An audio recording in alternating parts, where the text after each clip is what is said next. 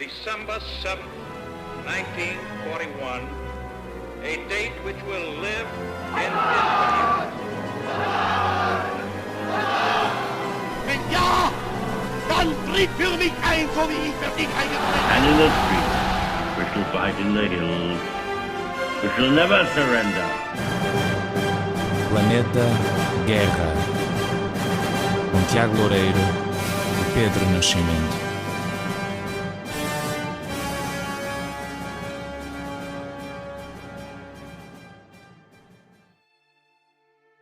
Olá, sejam bem-vindos a mais um episódio do podcast Planeta Guerra, um podcast que vos fala da história e das histórias da Segunda Guerra Mundial. Eu sou o Tiago Loureiro, comigo tenho, como sempre, o meu colega de podcast e meu amigo Pedro Nascimento. Pedro, está tudo em ordem? Está tudo bem, Tiago. Hoje, enfim, vamos se calhar começar também por falar um pouco sobre este nosso pequeno hiatus. Creio que o nosso último episódio foi gravado em março, portanto há 3 meses, estamos agora em final de junho. Pedimos desculpa, aliás, e agradecemos também as mensagens que muitos de vós nos deixaram para perguntar quando é que vou lançar mais um episódio, quando é que voltam, já tenho saudades. Pois bem, realmente vamos voltar agora, mas este atraso deveu-se também ao facto de eu ter voltado para Portugal, para quem nos segue sabe que eu morava em Londres. As boas notícias, também em relação a isso, é que agora os nossos conteúdos vão ser sempre, não só em áudio, como sempre foi no Spotify, mas também vão poder ver estes episódios em vídeo, para quem quiser ver em vídeo, naturalmente, nas plataformas no YouTube e também no Instagram, na página gerida pelo Pedro, World War II Stories. Pedro, não sei se queres dizer alguma coisa, podemos já começar então com a nossa cronologia. Muito bem, vamos então começar com este episódio, melhor, continuar a história da cronologia, onde no último episódio de cronologia da Segunda Guerra Mundial ficamos mais ou menos no final da Operação Barbarossa, a operação de invasão da União Soviética por parte das forças do eixo, lideradas naturalmente pela Alemanha. Na Operação Barbarossa, neste final, portanto, ficamos praticamente às portas de Moscovo, depois de várias nuances táticas que também esmiuçamos um pouco mais no último episódio da cronologia, depois de períodos de chuva onde os alemães ficaram motelados na lama, depois de gelo e do solo ter endurecido e terem continuado em direção a Moscovo. E inclusive diz, isto é um pouco, eu acho que é um mito, porque no sítio onde eles ficaram, é curioso, porque existe até não sei se conheces, perto de Moscovo, existe até um monumento, acho que está lá um tanque, se não estou em erro, que é o sítio onde os alemães estiveram mais próximos de Moscovo, e acho que até existe a história de que de lá eles conseguiam ver as torres do Kremlin, o que é pouco provável, mas existiu esse mito. Mas realmente ficaram às portas de Moscovo, e Pedro, agora também introduzir aqui um bocadinho para falarmos também um pouco de porque é que os alemães, nós sabemos agora, que na história, que os alemães não conseguiram capturar Moscovo, que era o grande objetivo da Operação Barbarossa, mas não conseguiram também, e vamos falar aqui um bocadinho sobre isto, e sobre realmente o que é que aconteceu para isso não ter acontecido e para efetivamente a Operação Barbarossa terminar pelo menos sem uma vitória clara do eixo. Ou sem uma vitória, ponto, do eixo, no caso. E eu começava, se calhar, pela justificação dada pelos próprios alemães, que era a famosa Diretiva 39 do Hitler, que vinha justificar, ainda de forma implícita, uma operação mal sucedida, como foi a Barbarossa, pelas condições climatéricas, unicamente. Sabemos que não, sabemos que desde o início houve um grande problema nas linhas de abastecimento. Sim. Estavam-se a esticar cada vez mais, e eu aproveito aqui a oportunidade para falar sobre uma coisa, que é essa questão das linhas de comunicação. Nós conseguimos hoje mais facilmente estabelecer um paralelismo. Por exemplo, o que se está a passar na Ucrânia, nós vemos que os russos, neste momento, estão com muitos problemas em manter as linhas de abastecimento. E estamos a falar de uma extensão de 250 km. E com estradas asfaltadas. Exatamente. Agora, se recuarmos 80 anos e percebermos que geograficamente as linhas estendiam-se por mais de 1000 km, claro, podemos imaginar a dificuldade que foi para os alemães entrar naquela loucura. Sem dúvida. Mas como tu estavas a dizer, a questão da Operação Barbarossa, nós já falámos muitas vezes da Operação Barbarossa. No último episódio falámos unicamente dessa operação. Foi uma operação com uma magnitude indescritível, já falámos sobre isso. Mas sozinho a verdade, já era sim, a maior operação militar de sempre. Mas temos que fazer este apontamento, é que, digamos, a dimensão da guerra ainda tomou outras proporções depois da Barbarossa. Exatamente. Claro, a Operação Barbarossa foi a maior operação, a maior invasão, mas o que veio a seguir é que fez a Segunda Guerra Mundial uma coisa estrondosa. Claro. 5 de dezembro, estão às portas de Moscovo e é nesse dia que é lançada uma contraofensiva e é nesse dia que acaba a Operação Barbarossa. O que é que acontece a seguir? Se saltarmos para 1945 sabemos o que é que aconteceu, mas ali é importante nós fazermos esta ressalva. É que isso foi uma resposta dos russos que conseguiu afastar os alemães, mas não estamos a falar daquele rolo compressor russo soviético que viria mais tarde. Claro. Não é?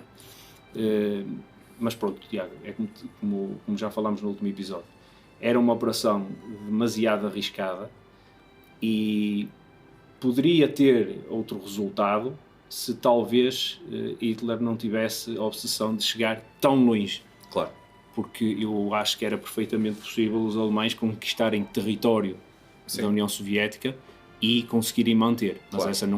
essa nunca foi a verdadeira intenção, porque a intenção não era só conquistar o território, era acabar os objetivos também nunca foram muito claros. Hitler também estava mais focado em determinados objetivos e os generais, no caso os generais queriam ir diretamente nesta altura ao golpe, aí é que decapitar o governo de Moscou, enquanto Hitler estava de Auschwitz e exatamente, ou seja, a própria coordenação alemã e as próprias altas esferas alemãs não estavam estavam um pouco divididas na maneira como queriam desenvolver a guerra.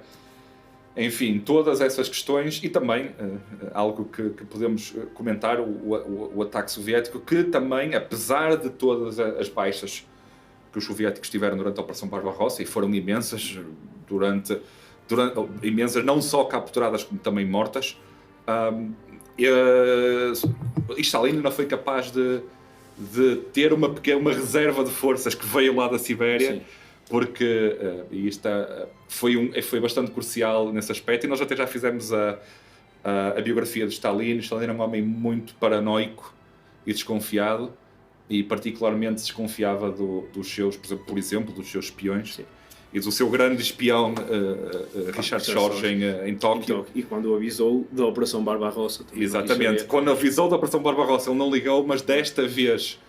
E também já vamos passar também, porque o nosso episódio de hoje não vai ser só da Barbarossa, mas desta vez quando Richard Sorge avisou Stalin que os japoneses estavam com os olhos virados para o outro lado e não para a União Soviética, desta vez Stalin acreditou e tirou as tropas que estavam a defender a zona da fronteira com a zona ocupada da Manchúria, por em diante, pelos japoneses, que estava a defender a Rússia, que estava...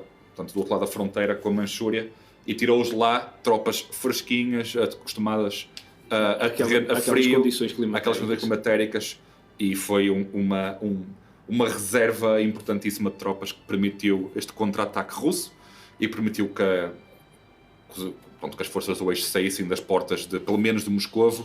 Leningrado ainda ficou por lá mais uns tempos, mas nas portas de Moscovo saíram, foram um pouco mais para trás e as linhas ficaram um pouco mais estabilizadas durante aquele inverno, até eventualmente aliás, lançaram depois em julho uma operação Fall em direção novamente ofensiva. Exatamente. E já que estamos nesse ponto, para se perceber melhor o significado desta derrota alemã, no início da Barbarossa, os alemães contavam com 209 divisões, 168 das quais com capacidade ofensiva, digamos. No final da Barbarossa, poucos meses depois, em fevereiro de 42, os alemães contavam apenas com 63 divisões ofensivas. Claro. Portanto, num espaço de nem um ano, a Alemanha perdeu grande parte da sua capacidade militar. Claro. E isso, naturalmente, depois teve muitas implicações, não só a saída de Moscou, como Hitler definitivamente começar a perceber que uma guerra com duas frentes iria ser um grande problema. Exatamente, e que foi. Muito bem, creio que em relação à Barbarossa podemos pelo menos encerrar este capítulo. Sim. Vamos voltar naturalmente ao conflito entre a União Soviética e as forças do eixo mais para a frente. Como é óbvio, ainda não acabou a história deles, mas agora vamos focar-nos justamente no outro lado do planeta e vamos focar-nos no teatro de guerra do Pacífico. E para terem um bocadinho, eu apesar que hoje só vamos falar nomeadamente de Pearl Harbor, naturalmente, até por causa das datas que falamos, 5 de dezembro, Pearl Harbor foram 2 dias depois, para termos um bocadinho ideia do que é este teatro de guerra. É algo que eu gosto. Às vezes não é fácil de reparar, mas se pusermos um globo do lado do Pacífico e virarmos para o lado do Oceano Pacífico, pensamos que a Terra é só azul. É um teatro de guerra enormíssimo e que foi extremamente importante, e que duas grandes potências lutavam pelo domínio desse espaço marítimo, nomeadamente o Japão e os Estados Unidos da América. Hoje, em termos de datas, realmente vamos focar-nos num período muito curto, entre 5 de dezembro, do final da Operação Barbarossa, com uma passagem por 7 de dezembro em relação ao ataque de Pearl Harbor por parte japonesa aos Estados Unidos da América, e 11 de dezembro, portanto, são aqui, 5 para o 11, são 6 dias aqui de diferença, e 11 de dezembro, onde a Alemanha declara guerra, uma semana. E vamos focar-nos nesta semana, mas naturalmente teremos que contextualizar, nomeadamente, já falamos da Barbarossa, o 5 de dezembro, mas agora temos que contextualizar, nomeadamente o 7 e depois também o 11 de dezembro, que eu acabei de falar. O 7, a operação então do ataque a Pearl Harbor por parte do Império do Japão aos Estados Unidos da América. Vamos tentar contextualizar e porque é que foi tão importante para os japoneses navegarem milhares e milhares de milhas náuticas ao centro do Pacífico, em direção às ilhas do Havaí, pertencentes aos Estados Unidos da América, e porque é que decidiram fazer este ataque. Enfim, podemos começar pelo início e pelas ambições expansionistas e imperialistas do Japão, e nomeadamente o que foi sempre o calcanhar daqueles do Japão, que foi os recursos. E se calhar, Pedro, passo-te aqui a bola aqui um bocadinho para falar o que é que foi esta expansão japonesa, e depois porque é que depois desta expansão o Japão considerou necessário fazer este ataque aos Estados Unidos da América, e o que é que nos fez chegar a Pearl Harbor? Bem, é uma pergunta um bocadinho aberta. Mas... Sim, é. Há muita coisa que se pode dizer sobre isso, e eu também não tenho o conhecimento para me pronunciar sobre questões muito específicas. Mas, grosso modo, o Japão, no final da década de 20, início da década de 30, começa a pôr em prática os seus planos e faz a primeira guerra sino-japonesa. E depois... O que é que acontece ali naquele teatro? O Japão tem um plano de longo prazo de expansão para norte, primeiro. A zona da Manchúria, parte da Mongólia e parte da União Soviética. Durante esse período de tempo, o Japão é abastecido pelos Estados Unidos. Muito material do Japão, aliás, está totalmente na dependência dos Estados Unidos, nomeadamente de petróleo. Mas quando o Japão começa a ter alguns reveses, principalmente na China, percebe que vai precisar de um plano diferente de expansão, e tem um plano novo de expansão a sul, que sabemos naquilo que veio resultar. Só que a política, as relações diplomáticas entre o Japão e os Estados Unidos, mesmo na década de 20, digamos, embora a tensão prevalecesse, eram acordos comerciais que eram vantajosos para ambos. E, portanto, mantiveram durante anos esse estatuto de parceiros comerciais. Mas depois, com a expansão do Japão, nomeadamente quando o Japão entra na Indochina, os Estados Unidos decidem cortar abastecimento ao Japão, mesmo de aviões, de combustível para aviões e tudo mais, mas não cortam o petróleo. Porque achavam que, uma vez que o Japão estava na dependência total dos Estados Unidos, então que isso seria demasiado grave apresentar-lhes isso. Mas depois, quando a França cai perante os alemães. A França de Vichy já tem o poder nas colónias, e acaba os Estados Unidos por aí cortar o petróleo ao Japão. Quando cortam o petróleo ao Japão, obviamente o Japão percebe que tem naturalmente que se expandir, claro, e para ir buscar matérias-primas a outros locais. E eu diria que o ataque a Pearl Harbor é um ataque preventivo, porque os Estados Unidos não estavam em guerra com o Japão, estavam em negociações com o Japão. Aliás, quem viu o famoso filme de Pearl Harbor percebe que haviam negociações e que os japoneses até mandavam medalhas e tudo mais para os Estados Unidos. Mas não estava havia um clima de tensão, mas não havia uma guerra aberta. E o Japão, de uma forma surpreendente para alguns, aliás, na altura 52% da população americana acreditava que os Estados Unidos iam ter uma guerra a curto prazo com o Japão. E pronto, e o Japão surpreende, ou não, os Estados Unidos com este ataque a Pearl Harbor. E eu digo preventivo porque o maior problema do Japão no Pacífico, para controlar o Pacífico, obviamente, eram os Estados Unidos. Claro. E quando Roosevelt manda a frota do Pacífico de San Diego para se instalar no Havaí e envia forças para as Filipinas, quis dar um sinal aos japoneses: nós estamos aqui.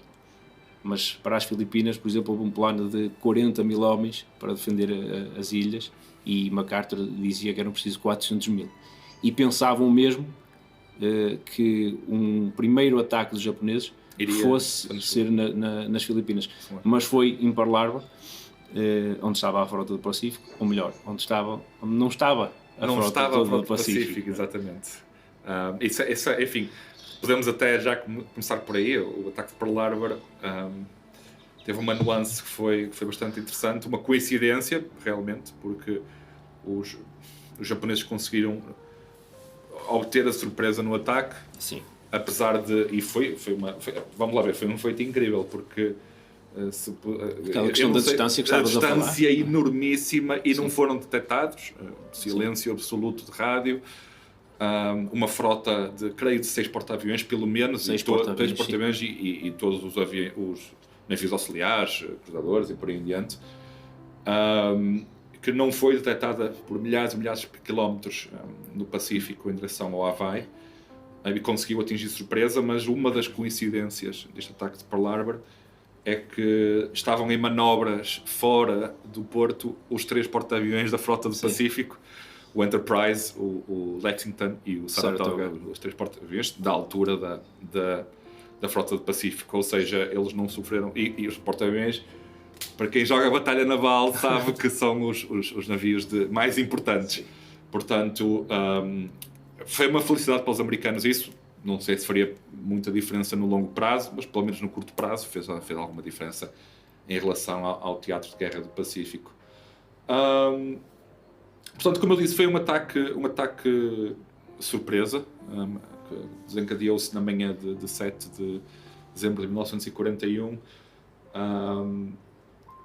A preparação japonesa foi bastante interessante, uma das nuances. Eu acho que também, curiosamente, agora que me lembro, eu acho que o filme Pearl Harbor também fala sobre isso. Eles fizeram lá uns lagos artificiais e também trabalharam em lagos. Porquê? Porque a Baía de Pearl Harbor é bastante pouco profunda. Sim.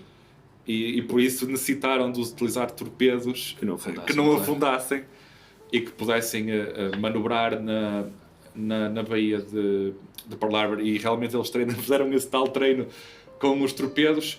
O ataque era naturalmente para tentar dizimar o objetivo era dizimar a frota do Pacífico o mais possível, fazer ataques aos aeródromos para tentar também, pelo menos, inutilizar vários aviões, e também, obviamente, um ataque sobre a moral americana, portanto, para que fosse abalada e que pudessem até pensar 2 vezes se valia a pena fazer guerra no Japão. É curioso porque talvez uma das coisas que eu ainda há bocado estava a pensar nisso antes de começarmos este episódio, não sei se concordas, porque existe muita ideia dos Estados Unidos como polícia do mundo e como uma superpotência militar em que o orçamento de defesa deles é tipo... Todo o resto do planeta é mais pequeno que o orçamento americano. É o que será o que se passa neste momento. Mas na verdade, Estados Unidos polícia do mundo foi uma consequência um pouco da Segunda Guerra Mundial, Sim, sim. porque antes da Segunda Guerra Mundial os Estados Unidos sempre foi um país até com tendências muito isolacionistas. Aliás, os Estados Unidos não estava em guerra em 1941 e a guerra já tinha começado em 39, não é? Tacitamente apoiava os aliados e o Reino Unido, mas não estava em guerra.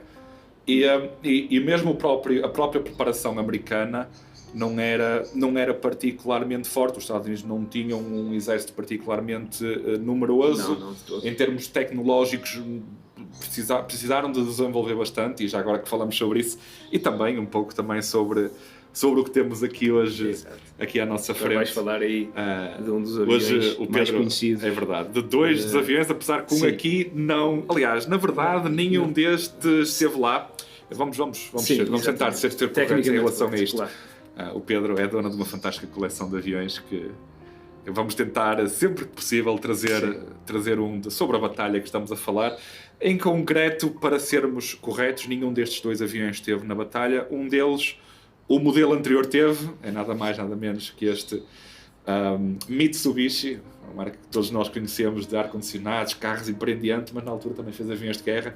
E temos aqui o Mitsubishi A6M3, mais conhecido talvez como o Zero. Esta é a versão A6M3 de 1942, lá está, falamos de 41 para Larber, era o A6M2 na altura, mas o design do avião era muito parecido, um avião que era conhecidíssimo por ter um alcance enormíssimo, o que obviamente para um avião marítimo lançado por porta-aviões é extremamente importante. Isto era o caça principal e foi o caça principal dos japoneses, da marinha japonesa, até ao final da Segunda Guerra Mundial, com várias iterações. Enfim, nesta altura da guerra era letal. Porquê? Precisamente por aquilo que eu falei, em termos tecnológicos, os americanos estavam um bocadinho atrasados e os aviões que os americanos usavam, nomeadamente o F-2A Buffalo, o F-4F Wildcat principalmente naquela altura, não eram matches para este Zero. O Zero é um avião mais rápido, principalmente um avião extremamente manobrável. Era conhecido por isso, um avião que fazia curvas com um raio muito, muito pequeno e que permitia fazer o chamado dogfight de uma forma bastante efetiva.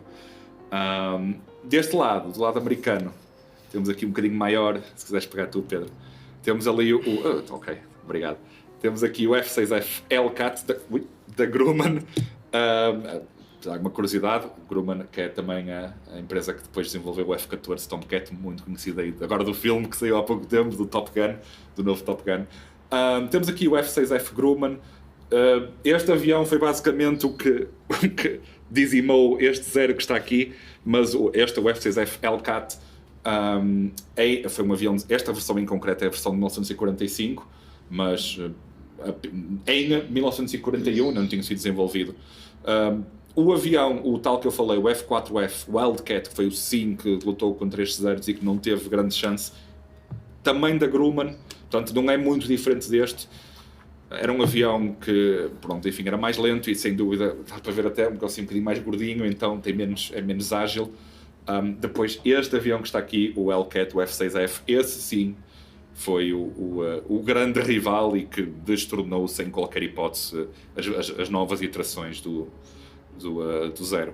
Portanto, em termos tecnológicos, e acho que é importante frisar isso, os Estados Unidos não estavam particularmente avançados no início. Depois lá está, com todos os recursos que o governo federal disponibilizou para o exército e para as Forças Armadas, para mais concretamente, os Estados Unidos desenvolveram-se imenso na Segunda Guerra Mundial, tanto mais que culminou com a bomba atómica em 1945, justamente desenvolvida pelos americanos. Pedro, qual é que foram um pouco as consequências que tivemos aqui de Pearl Harbor? O que é que aconteceu? Há uma consequência que queremos falar. A parte que eu prefiro e Claro. pela qual me interessa mais.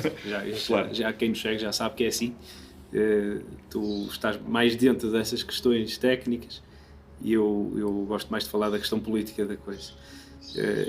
Acontecimentos imediatos, não é? Porque Hitler entra em êxtase pelo Japão ter feito isto e Churchill entra em êxtase pelo Japão ter feito isto. Toda a gente ficou contente pelos porque percebeu que os Estados Unidos iam entrar em guerra. E Hitler, naquela folia que lhe era característica, decide declarar guerra aos Estados Unidos. E volto a dizer, quem nos segue já sabe que falámos um pouco sobre isto, mas este foi definitivamente um dos maiores erros de toda a guerra, por parte da Alemanha. Declarar guerra aos Estados Unidos nesta altura, depois, é que temos que ter isso em conta, depois do que aconteceu, o que estava a acontecer na União Soviética, Hitler decide imediatamente a seguir declarar guerra aos Estados Unidos.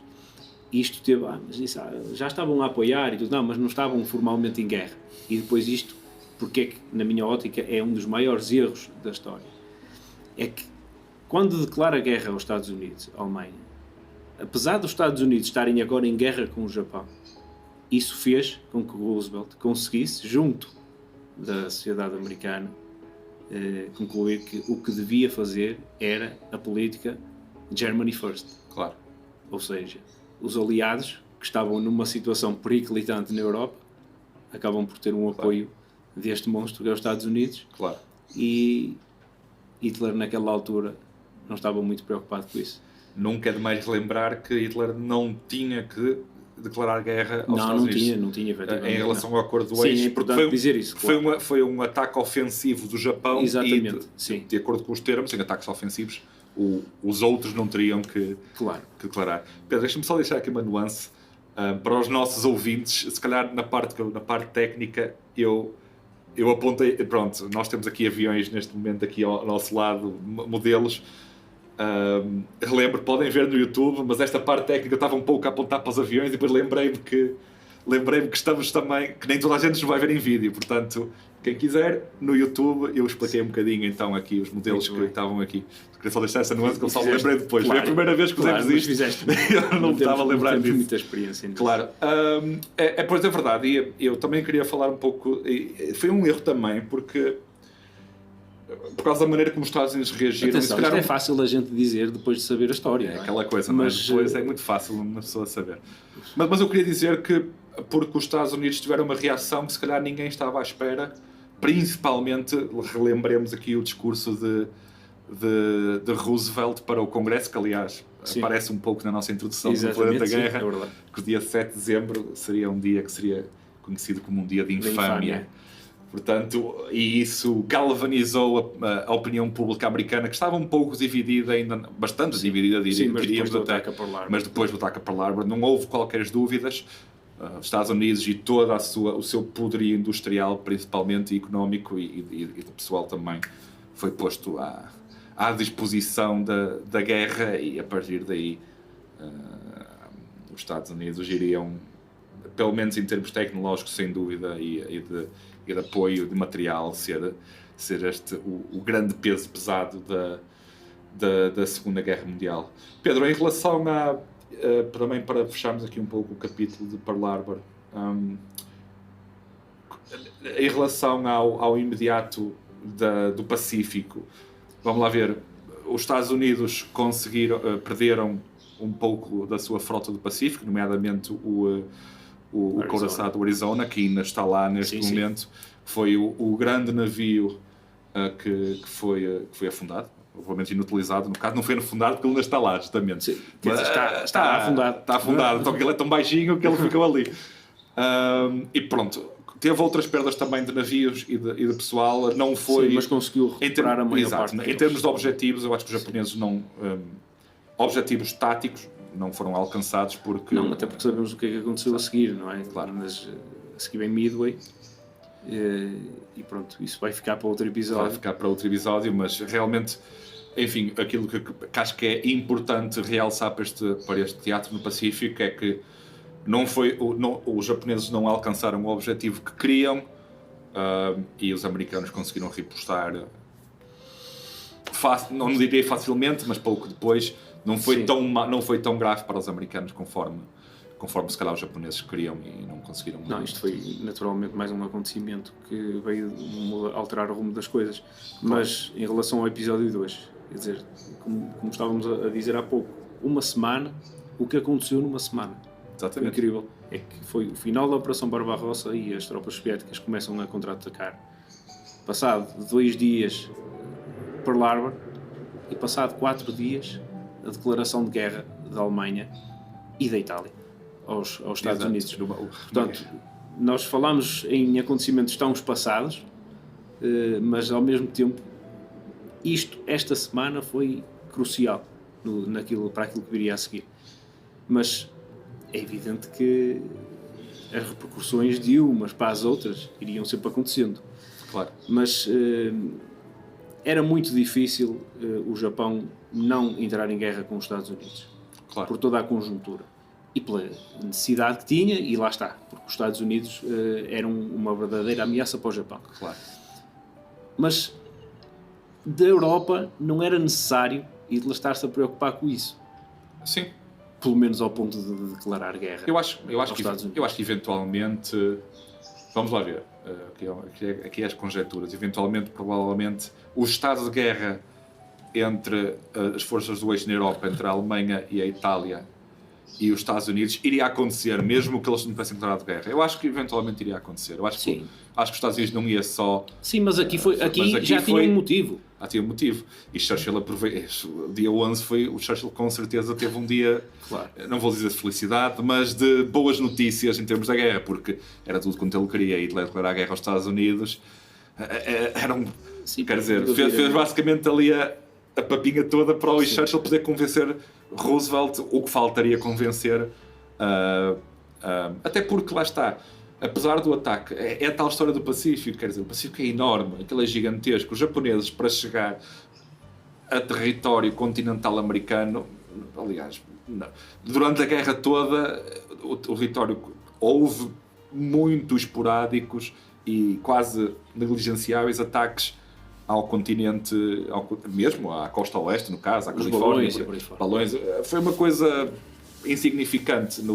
Portanto, apesar de tudo, a guerra no Japão era uma guerra que, por um domínio geopolítico, para o lado americano, era simplesmente pelo domínio geopolítico do teatro do Pacífico e pelo domínio dos mares, enquanto se calhar do lado alemão tinha ali no seu grande aliado e na Europa, que era, enfim, era na altura a grande potência cultural e económica do mundo, um perigo de ser subjugada por um aliado justamente de quem nos atacou do lado do Pacífico. Portanto, também acho que acabou por ser relativamente fácil para os americanos decidirem voltarem-se primeiro para a Europa em relação...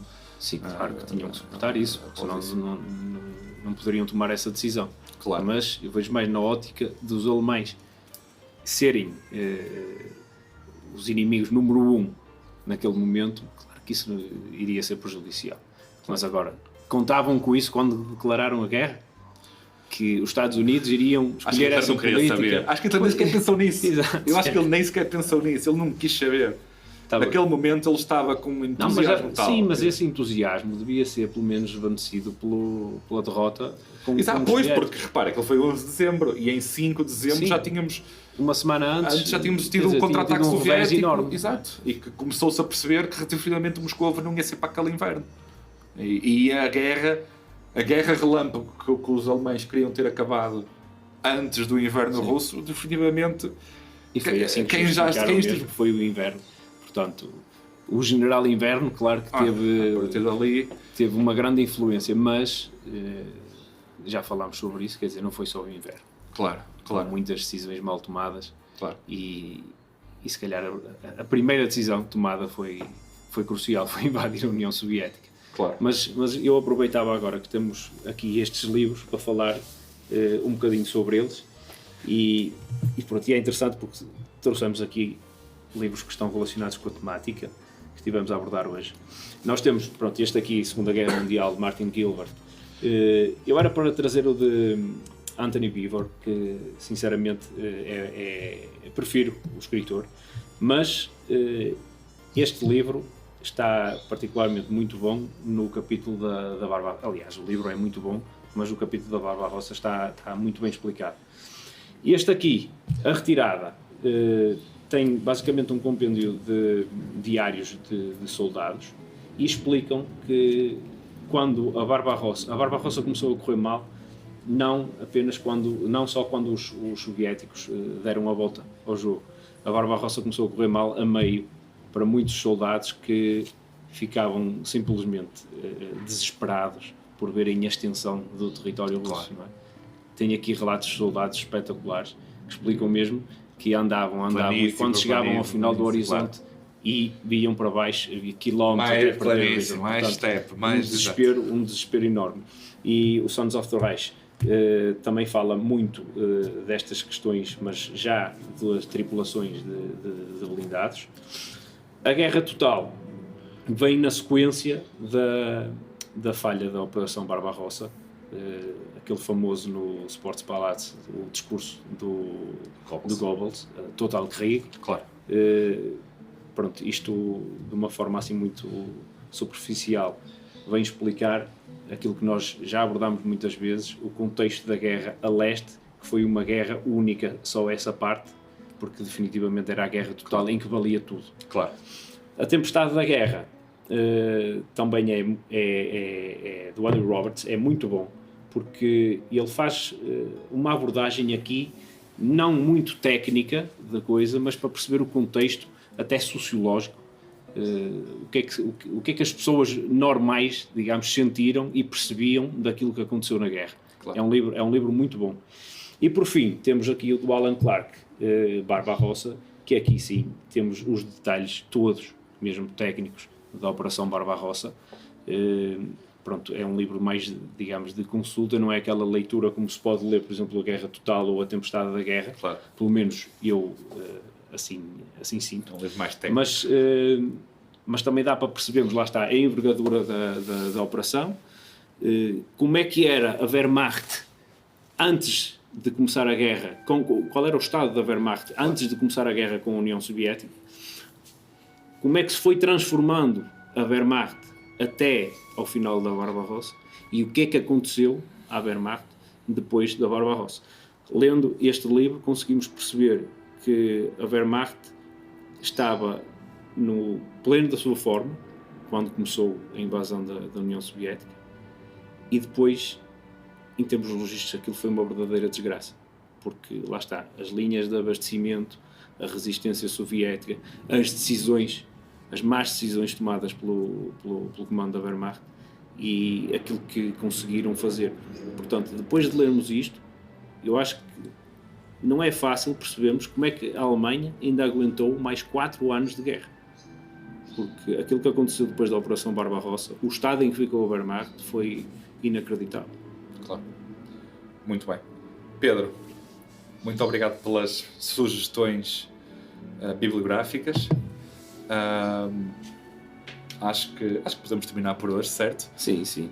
Agora vêm aí episódios mais interessantes, não é? Tem episódios mais interessantes. Vamos continuar naturalmente com a cronologia como sempre. Vamos sempre Vamos entrar em 1942, que é um ano que tem muitos acontecimentos. Muitos acontecimentos. Isso é dos anos até menos conhecidos da guerra, porque não tem aqueles mais famosos, chamamos assim, os dias D e os Pearl Harbors e Barbarossa. Mas é um ano particularmente interessante. São todos, mas para mim são todos, obviamente, mas pelo alto de partidas é um grave, portanto. Exatamente. Pronto, mais uma vez, podem seguir-nos conforme indiquei no Spotify. Para quem nos seguir em vídeo no YouTube ou no Instagram do World War II Stories, pode também ver um pouco daquilo que mostramos hoje em relação aos livros e aos modelos dos aviões. Pedro, como sempre, é um prazer falar contigo sobre esta temática que tanto gostamos, é um privilégio também. Também quero agradecer aqui ao nosso produtor de vídeo Miguel e de conteúdos, Miguel Santos. Muito obrigado, nosso Miguel. A todos que nos seguem, muito obrigado. Um abraço a todos. E até Never surrender. o próximo. Planeta Guerra, com Tiago Loureiro e Pedro Nascimento.